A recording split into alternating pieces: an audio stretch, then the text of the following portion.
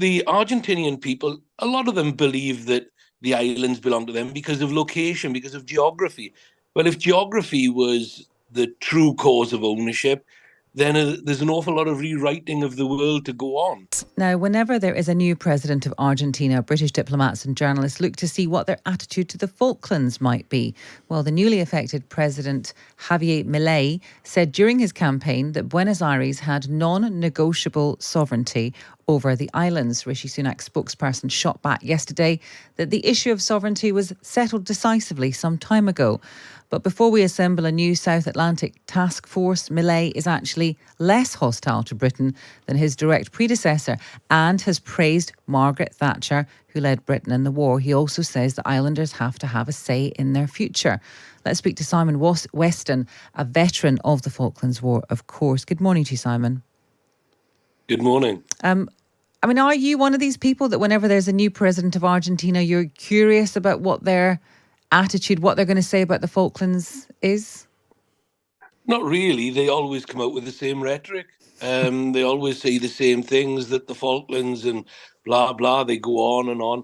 But this guy's, he's slightly more deluded, really. If it's true what they report, that he consults a psychic to talk to his dead dog before he makes any decisions. And he's drawing a direct parallel to China and Hong Kong, and I think, again, you need to look into history properly and find out that we only leased Hong Kong from the Chinese, and all they did was end the lease. But, the islands have always been British.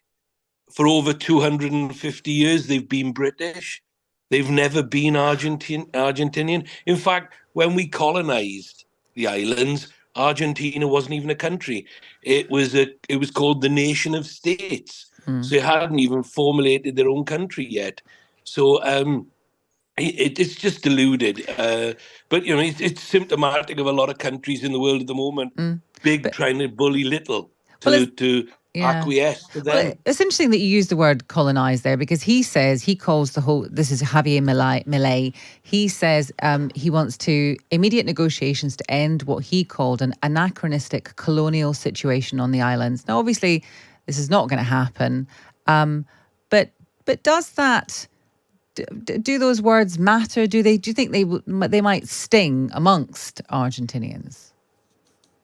The problem is that people use the word colonization as if it's some sort of, I don't know, antichrist type of statement. The fact is, there was nobody there when we got there. So it wasn't like we deposed people out of their possessions or their homes.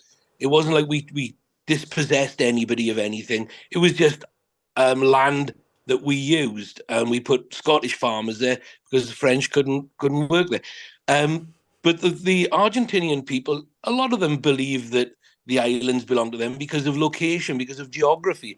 Well, if geography was the true cause of ownership, then there's an awful lot of rewriting of the world to go on. He says he wants to do it through diplomatic channels. Well, they've been trying that for 40 years.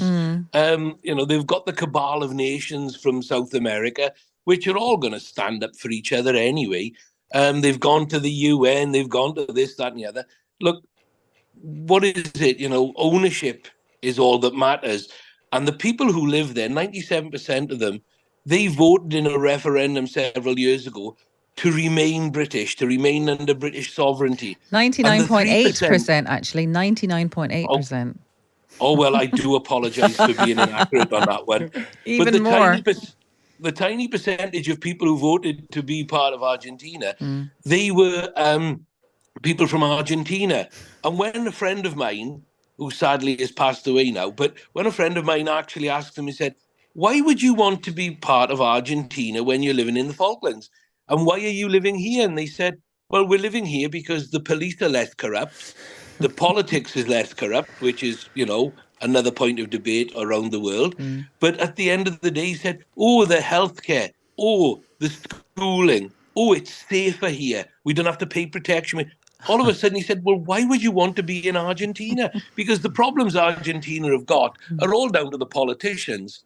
if they threatened to invade, which they wouldn't, because they don't have a military to invade with, because much like Russia, the politicians, Fernandez de Kirchner and all of them, they stole all the money and denied the military any money. They've got 4 serviceable aircraft. That's all they've got. Well, they couldn't attack the Falklands. I know these things because I was down there last year with my good friend who blew up the ship that I was on. Yes. So I've seen it, and I know for a fact that they've got nothing to threaten anybody with. Yeah, apart from words. Simon, thank you for talking to us. No doubt we will speak to you again the next time there is a new president of Argentina. We always enjoy talking to you. It's Simon Weston, who's a veteran, of course, of the Falklands War.